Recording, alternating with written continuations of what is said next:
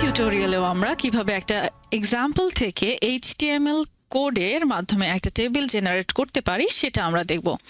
চলুন আমরা দেখে নিই আমাদের কি কোয়েশ্চেন রয়েছে। এখানে দেখতে পাচ্ছি আমাদের একটা টেবিল দেওয়া আছে। টেবিলের এই যে টেবিল আমরা দেখতে পাচ্ছি এখানে কলাম কয়টা? প্রথমে রয়েছে কলাম এ, এর আন্ডারে রয়েছে সি এবং ই। এখানে রয়েছে বি, বি কে আবার এখানে আমরা দেখতে পাচ্ছি নিচে দুইটা ভাগ রয়েছে, ডি এবং এফ, এবং অপর পাশে রয়েছে একটা ফাঁকা স্পেস। অর্থাৎ এখানে আমরা যদি খেয়াল করি আমরা দেখব এখানে কিন্তু টোটাল 3টা কলাম রয়েছে। আমরা যদি একটু মার্ক করে দেখার চেষ্টা করি, আমরা যদি একটু দেখি এখানে রয়েছে আমাদের 3টা কলাম। এই যে এটা একটা কলাম, এবং এই যে এটা একটা কলাম, এবং এটা একটা কলাম। কিন্তু এই যে দুইটা কলাম ডি এবং এই যে ফাঁকা স্পেস, এই দুইটা কলাম মিলে মূলত আমাদের এই যে বি কলাম গঠিত হয়েছে। অর্থাৎ এটা হচ্ছে মূলত একটা কানেক্টেড কলাম, অর্থাৎ এই ডি এফ এটা আর পাশাপাশি এই যে ফাঁকা স্পেসটুকু আছে এই দুইটা মিলে এই কলাম বিটা আসছে। আর যদি আমরা রো কে দেখি তাহলে কয়টা সারি রয়েছে? সারি এ, সি এবং ই, অর্থাৎ 3টা সারি রয়েছে। এক্ষেত্রে কোয়েশ্চেন কি বলা আছে সেটা আমরা একটু বোঝার চেষ্টা করি। এখানে বলা আছে আইসিটি ক্লাসে HTML পড়াচ্ছিলেন, অর্থাৎ একজন শিক্ষক আইসিটি ক্লাসে HTML পড়াচ্ছিলেন।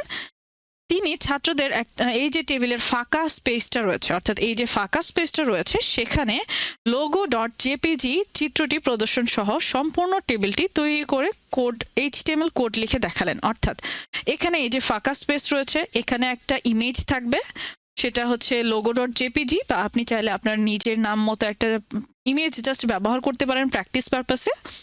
এবং এই পুরো টেবিলটাই মূলত আমাদেরকে জেনারেট করতে হবে। আচ্ছা, চলুন সরাসরি আমরা আমাদের ভিএস কোডে চলে আসি। এটা আমরা কিভাবে করতে পারি আমরা দেখে নিই। প্রথমে আমি হচ্ছে আমাদের যেই টেমপ্লেট রয়েছে HTML সেটাকে আমরা জেনারেট করে নিচ্ছি। এখানে আমি প্রথমে টেবিল ট্যাগটাকে নিয়ে নিচ্ছি। তারপর আমি এই দুইটা স্ক্রিনকে পাশাপাশি নিয়ে আসি আমাদের বোঝার সুবিধার্থে। এখানে যদি আমি নিয়ে আসি, আমি খেয়াল করলে দেখব এখানে রয়েছে যেহেতু আমাদের 3টা সারি, অর্থাৎ আমাদের 3টা টিয়ার লাগবে। আমি এখানে 3টা টিয়ার নিয়ে নিচ্ছি, টিয়ার এবং টিয়ার। ওকে, প্রথম সারিটা মূলত আমাদের এই যে এ এবং বি এর জন্য। এখানে আমরা দেখতে পাচ্ছি এ এবং বি এর জন্য। আমি এখানে কমেন্ট করে দিলাম যাতে আমরা সহজে বুঝতে পারি।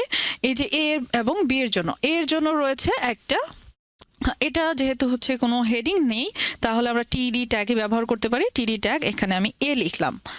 এখন আমি এখানে আবার টিডি ট্যাগ দিয়ে দিচ্ছি, এখানে আমি দিয়ে দিচ্ছি বি। ওকে, এখন যদি আমি এটাকে ওপেন উইথ লাইভ সার্ভার দিয়ে দিই, এটাকে ওপেন উইথ লাইভ সার্ভার, আমি যদি এখানে দেখার চেষ্টা করি এ এবং বি এই দুইটা কিন্তু দেখা যাচ্ছে। আমরা টেবিলে একটা বর্ডার দিয়ে দিতে পারি, এক্ষেত্রে বর্ডার 1 দিয়ে দিচ্ছি। যেহেতু কিছু স্পেস থাকবে আমি সেল স্পেসিংটাকে একেবারে 0 করে দিচ্ছি। সেল স্পেসিং এটাকে আমি দিয়ে দিচ্ছি 0। এখন দেখতে পাবো এখন আমাদের এটা কিন্তু ঠিকঠাকভাবে দেখাচ্ছে। আমি চাইলে সেল প্যাডিং দিয়ে দিতে পারি। সেল প্যাডিং আমি এখানে দিয়ে দিচ্ছি 10 পিক্সেল। এখানে আমি সেল প্যাডিং দিয়ে দিলাম 10 পিক্সেল। আমরা এখন দেখতে পাচ্ছি এখানে কিন্তু বেশ কিছুটা জায়গা নিয়ে নিয়েছে।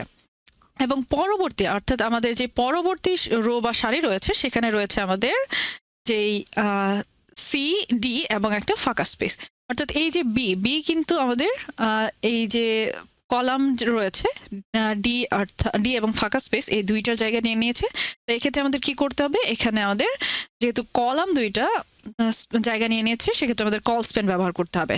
টেস্ট করি একটু দেখি। সি রয়েছে, এখানে আমরা টিডি ট্যাগ নিয়ে নিচ্ছি, এখানে আমরা দেখাবো সি, এবং পরবর্তীতে রয়েছে আরও একটা টিডি ট্যাগ, এখানে থাকবে ডি, এবং পরের যে ফাঁকা স্পেসটা রয়েছে সেখানে থাকবে আমাদের মূলত একটা ইমেজ। এখানে আমি ইমেজ ট্যাগটাকে নিয়ে নিচ্ছি, ইমেজের সোর্স হিসেবে দিয়ে দিচ্ছি আমাদের যে logo.jpg রয়েছে সেটা। আমি যদি এখন একটু দেখার চেষ্টা করি, এই যে দেখতে পাচ্ছেন এখানে কিন্তু এই যে সি চলে এসেছে, ডি চলে এসেছে, আর ফাঁকা স্পেসটা চলে এসেছে। আমরা যদি পরবর্তীতে যে সারিটা রয়েছে আমরা এটার সাইজিংটা পরে ঠিক করব, আগে আমরা আপাতত আমাদের টেবিলের যে ড্রাফট আছে সেটা আগে জেনারেট করে নিই।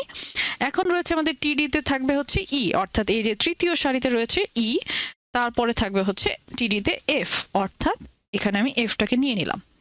এখন যদি আমি এখানে আসি আমি দেখতে পাচ্ছি এই যে এফ, এখানে যদি আমি খেয়াল করি আমার এই ইমেজটা কিন্তু থাকবে এই যে ডিএফ দুইটাতেই জায়গা নিবে, অর্থাৎ এখানে কিন্তু দুইটা রোতেই জায়গা নিয়ে নেবে। তাই এটা কি করতে হবে, এটা রো স্প্যান ব্যবহার করতে হবে। এখানে আমি দিয়ে দিতে পারি রো স্প্যান, যেহেতু দুইটা রো নিবে তাই এক্ষেত্রে রো স্প্যান থাকবে। এখন যদি আমি এটাকে একটু বড় করি তাহলে আমি দেখতে পাবো এই যে A B C D E F, যেহেতু এটা হচ্ছে মাঝখানে নিয়ে নিয়েছে সেন্টারে, তো আমি একটু স্টাইল অ্যাপ্লাই করতে পারি। এখানে যদি আমরা দেখি যে আমাদের এই যে টেক্সটগুলোকে, অর্থাৎ আমাদের যে টেবিল ডাটাগুলোকে আছে সেগুলোকে একটু সেন্টারে নিয়ে আসি। আমি চাচ্ছি এখানে স্টাইল যে ইনলাইন সিএসএস আছে সেটা ব্যবহার করতে। এখানে আমি সকল টিআর এর উপরে টেক্সটাইল লাইনগুলোকে সেন্টার করে দিতে চাচ্ছি। এখানে আমি টেক্সটাইল লাইন সেন্টার করে দিলাম। এখন আমি দেখতে পাচ্ছি এখানে কিন্তু সবগুলো সেন্টারে চলে এসেছে। আমি যদি উইথ দিয়ে দিই তাহলে আমি আরো ভালোভাবে বুঝতে পারবো। এখানে আমি সকল টিডিতে একটা উইথ দিয়ে দিচ্ছি। এখানে উইথ দিলাম আমি 200 পিক্সেল। এটা যদি আমি সেট করে দেই আমি দেখতে পাবো এই যে 200 পিক্সেল জায়গা কিন্তু নিয়ে নিয়েছে। এখন যদি আমি এটাকে লার্জ স্ক্রিনে করার চেষ্টা করি, এখানে দেখতে পাচ্ছি আমাদের এই যে লোগো, এই ইমেজটা চলে এসেছে। এ বি নিয়ে নিয়েছে সিই এবং ডিএফ। এখানে যদি আমি দেখি এসিই, এই যে এসিই এবং ডিএফ, এই যে বি, এই এখন কিন্তু আমরা দেখতে পাচ্ছি যে এটা মোটামুটি এই টেবিলটার মতো সেম রয়েছে। অর্থাৎ আমরা চাইলে এইভাবে কিন্তু আমাদের টেবিলগুলোকে জেনারেট করতে পারি। আশা করি আপনারা সবাই বুঝতে পেরেছেন। ধন্যবাদ সবাইকে।